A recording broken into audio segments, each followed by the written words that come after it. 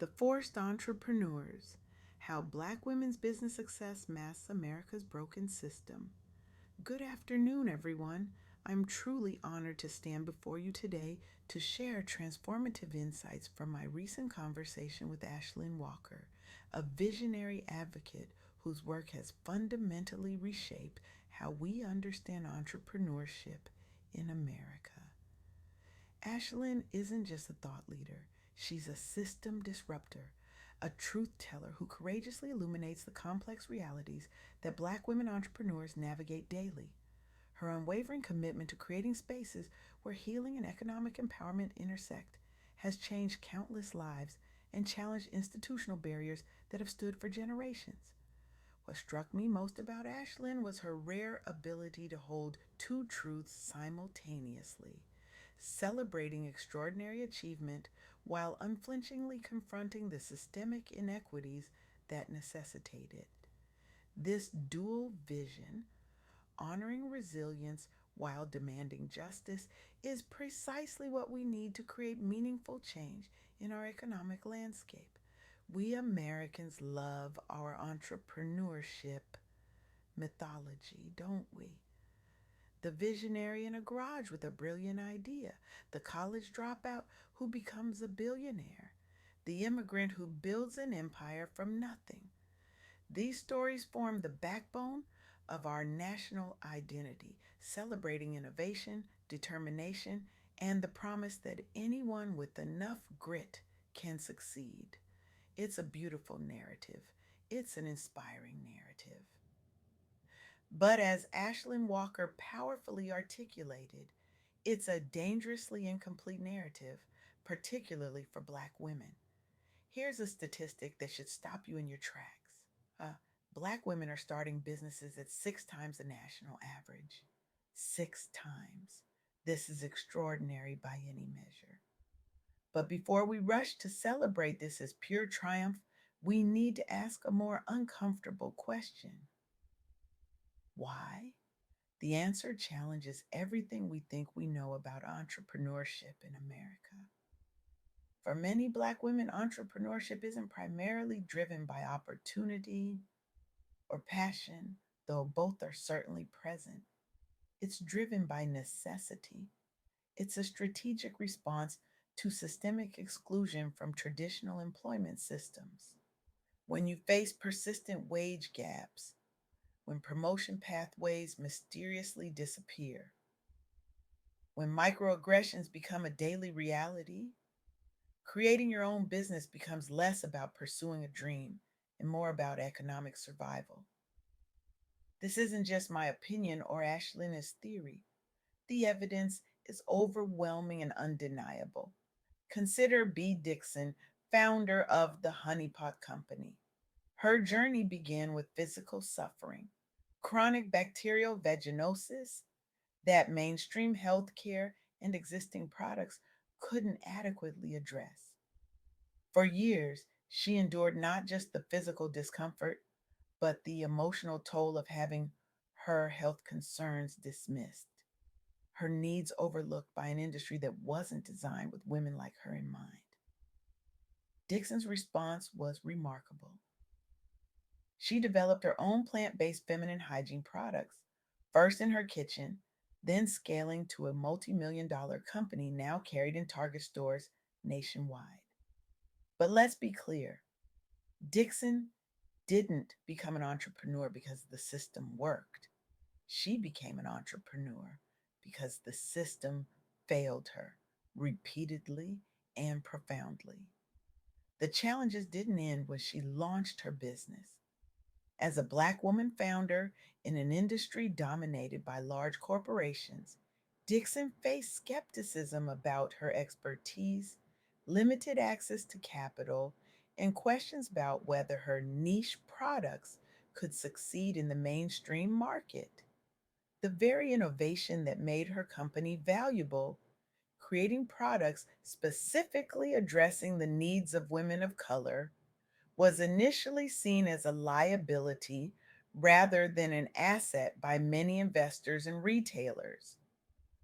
What transformed the Honeypot Company from a kitchen experiment to a $60 million business wasn't just Dixon's undeniable talent and determination, though both are extraordinary. It was her strategic leveraging of community networks, her radical transparency about her own health journey, and her ability to turn personal pain into purpose driven leadership. Today, she's not just selling products, she's normalizing conversations around feminine care for women of color and inspiring countless other entrepreneurs from marginalized communities. This pattern, where exclusion becomes the catalyst for innovation, isn't isolated, it's systemic. Morgan DeBon co founded Blavity Inc. in 2014 after experiencing firsthand the lackluster representation of Black voices in digital spaces and professional environments during her time in Silicon Valley. The absence she felt, the lack of platforms where young Black professionals could see themselves authentically represented, became the foundation for one of the fastest growing media startups in America. The obstacles were formidable. Less than 0.35% of venture capital funding goes to businesses led by Black female founders. Let that sink in. Not 35%, not 3.5%. Less than one third of 1%. DeBon faced constant questioning about whether there was a real market for content centered on Black millennials, as if millions of young Black professionals somehow didn't constitute a viable audience. Yet today, Blavity reaches millions monthly across its platforms, has raised over $12 million in venture capital, and has expanded into multiple verticals, including travel and technology. The Afrotech conference Devon created now connects thousands of tech professionals nationwide, creating pathways for economic mobility that simply didn't exist before. Or take Jewel Burks Solomon, whose company Parpic emerged from her frustration working at an industrial supply distributor. Day after day, she watched customers struggle with the inefficient process of identifying replacement parts, a problem that technology could solve, but that existing companies hadn't prioritized. This gap became her opportunity. As a young Black woman entering Atlanta's tech scene around 2013, Solomon faced both explicit and implicit bias. Investors questioned whether she had the technical expertise to lead a visual search company.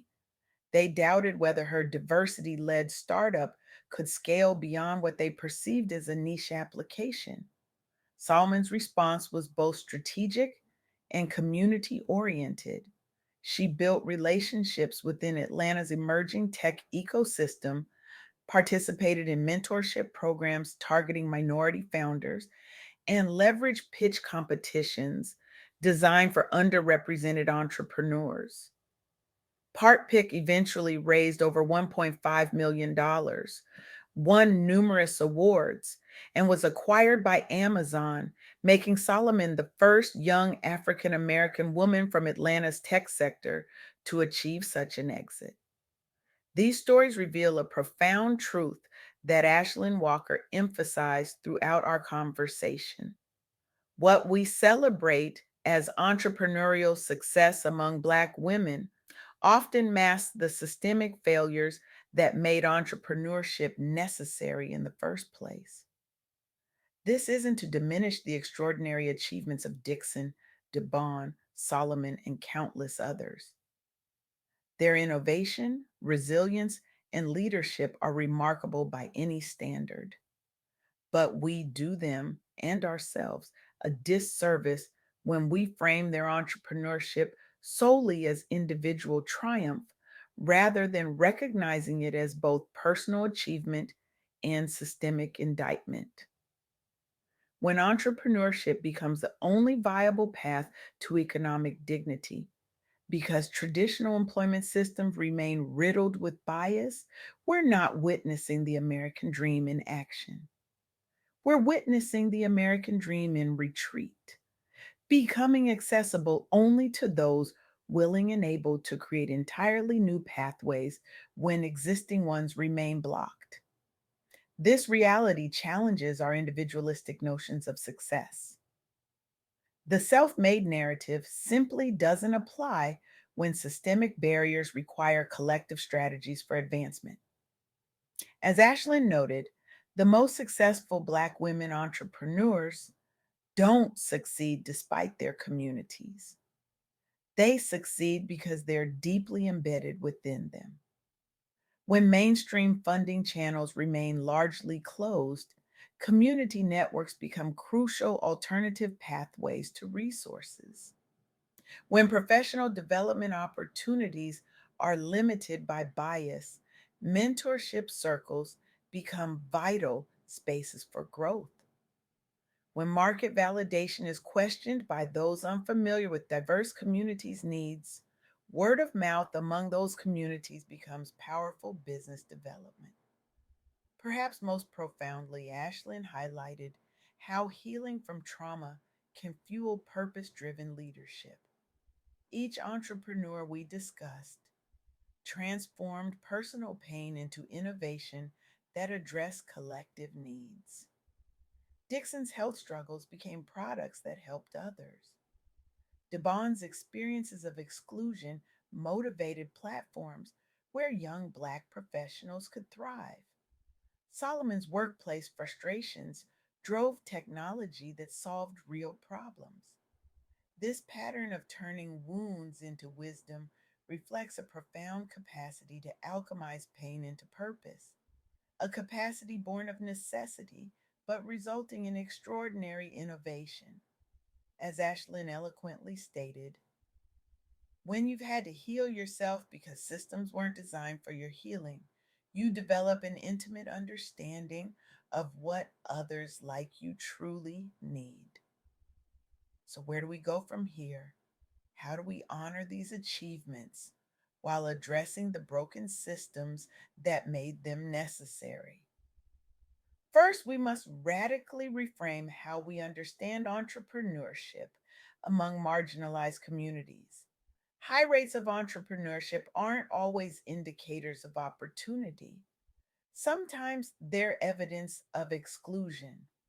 Celebrating entrepreneurial spirit without addressing underlying inequities perpetuates the very systems that make entrepreneurship a necessity rather than a choice. Second, we must recognize that truly supporting diverse entrepreneurs requires dismantling structural barriers to traditional employment and advancement. The best way to ensure entrepreneurship remains a choice rather than a survival strategy is to create workplaces where everyone can thrive. Third, we must expand our definition of entrepreneurial success beyond individual achievement to include community impact.